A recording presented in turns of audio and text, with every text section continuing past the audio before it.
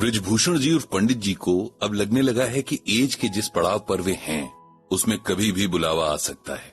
जब से उन्हें गीता ज्ञान को समझने की शक्ति मिली है तब से उन्हें अच्छे से समझ आ गया है कि इंसान को हमेशा तैयार रहना चाहिए। जैसे बहुत ज्यादा ट्रैवलिंग करने वाला इंसान हमेशा एक सूटकेस तैयार रखता है कि जाने कब ऑफिस से कॉल आ जाए और जाना पड़ जाए, इसी तरह किसी को भी अपनी तैयारी ऐसी रखनी चाहिए कि सब कुछ समेटा हुआ हो, सारे रिश्ते, सारे बंधन एकदम से छोड़ने को तैयार। और ये सब तभी मुमकिन है जब गीता ज्ञान की अच्छी समझ हो, शरीर और आत्मा के बारे में पता हो। पंडित जी को लगभग हर रोज कई ऐसे लोग मिलते हैं जिनके जिंदगी को लेकर कई सवाल होते हैं। लाइफ की कई सिचुएशंस होती हैं जिनमें लोग गीता ज्ञान के जरिए रास्ते तलाशते हैं, सॉल्यूशंस ढूंढते हैं। कई बार कुछ लोगों की कहानियां ऐसी होती हैं जो पंडित जी को एहसास कराती हैं कि उन्हें तो कुछ भी नहीं पता। ऐसी कहानियां उन्हें खुद पर अहंकार नहीं करने देती। कुछ कहानियां अपने सवालों के जवाब खुद ही दे देती हैं। ऐसी ही एक कहानी उन्हें आज मिली है जिसमें हर सवाल का जवाब है। बस उस कहानी को ध्यान से सुनने और समझे जाने की जरूरत है। ये कहानी पंडित जी के एक ब्लॉग रीडर की है जिन्हें अपने सवालों के जवाब चाहिए गीता ज्ञान के जरिए। जिंदगी का सही मतलब ढूंढ रहे हैं वो। ये कहानी बलराम जी की है जिनकी उम्र करीब 80 साल है। पेशे से टीचर रहे और अब सारा टाइम भगवान की भक्ति में लगा रहे हैं। आंखें कमजोर हो गई हैं इसीलिए ठीक से दिखाई नहीं देता, लेकिन किस्मत के धनी है क्योंकि उनका 20 साल का पोता आर्यन हर रात अपने दादाजी को पंडित जी के ब्लॉग से गीता ज्ञान की एक एक्सप्लेनेशन जरूर सुनाता है। पंडित जी तक अपने दादाजी की स्टोरी और क्वेरी भी उसी ने टाइप करके भेजी है। ये सब बलराम जी ने आर्यन से शुरू में ही लिखवा लिया है। पढ़ते हुए पंडित जी भी इस बात को अप्रिशिएट कर रहे हैं क्योंकि आजकल की जनरेशन के बच्चों के पास अपने बड़ों के लिए वक्त ही कहाँ होता है। ऐसे में आर्यन का रोज अपने दादाजी के लिए टाइम निकालना और उनकी हेल्प करना बहुत अच्छी बात है। बलराम जी की कहानी उन्हीं की जबानी कुछ इस तरह से है। मेरी पूरी जिंदगी में ऐसा कुछ भी नहीं हुआ जिसे किसी किस्म की अचीवमेंट कहा जा सके। आजादी से बहुत पहले मेरा जन्म हो गया था। उन दिनों लगभग हर कोई गरीब ही हुआ करता था, इसीलिए अपनी गरीबी कभी खली नहीं।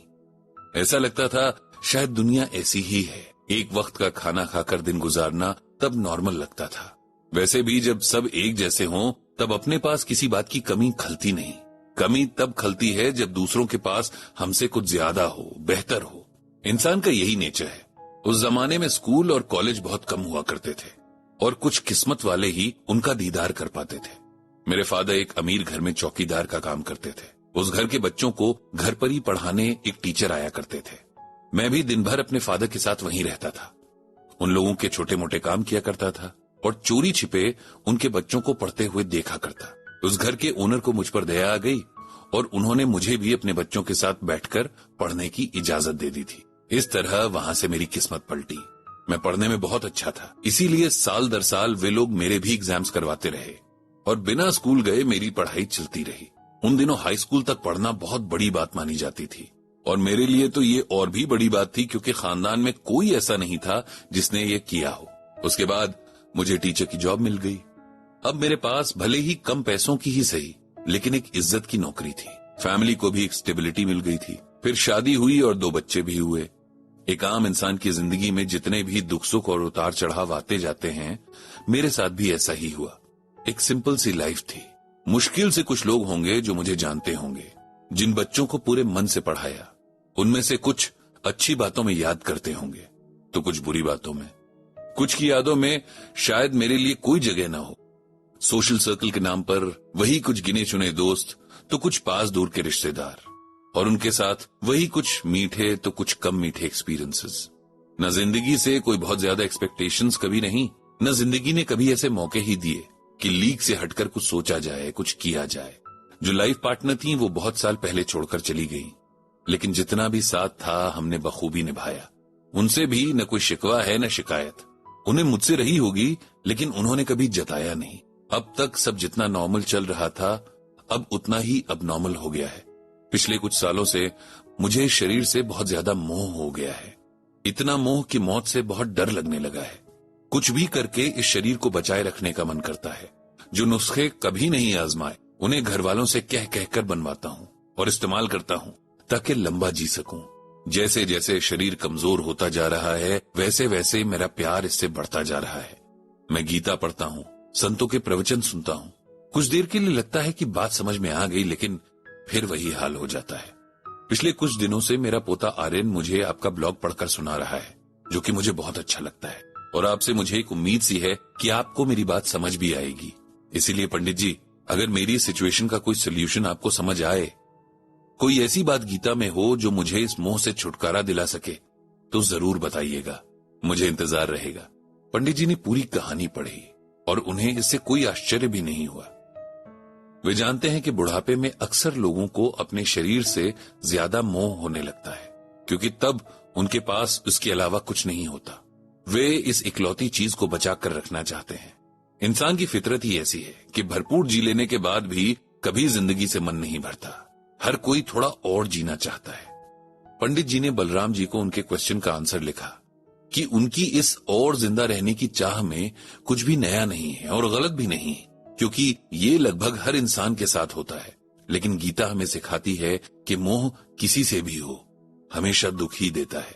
इसीलिए जितनी जल्दी इस मोह से बाहर निकलेंगे उतना अच्छा होगा। भगवान श्री कृष्ण ने श्रीमद् भागवत गीता में कहा है कि मौत एक ऐसा सच है जिसे कोई भी टाल नहीं सकता है। इस दुनिया में जो कोई भी पैदा हुआ है उसको एक न एक दिन मौत के मुंह में जाना ही जाना है। ये भगवान की अनोखी माया है कि हम जन्म से ही दूसरों की मृत्यु को देखते हैं, लेकिन फिर सोचते हैं कि अभी हमारी मृत्यु नहीं होगी। हम ये जानते हुए भी कि आज तक जो भी जन्मा है वो मरा ही है, हम मौत से आंखें चुराते रहते हैं, इससे बचना चाहते हैं।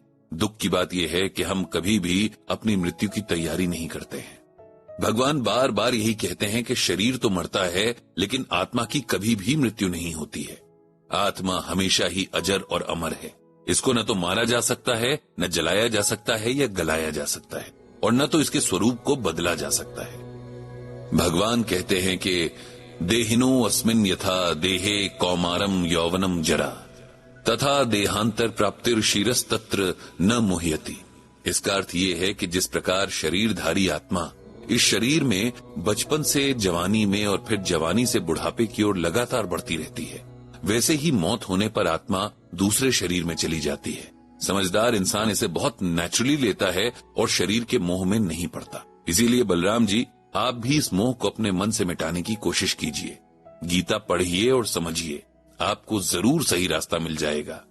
इतना लिखकर पंडित जी ने मेल सेंड कर दी। साथ ही उन्होंने मनी मन भगवान श्री कृष्ण से सबको सद्बुद्धि देने की प्रार्थना की।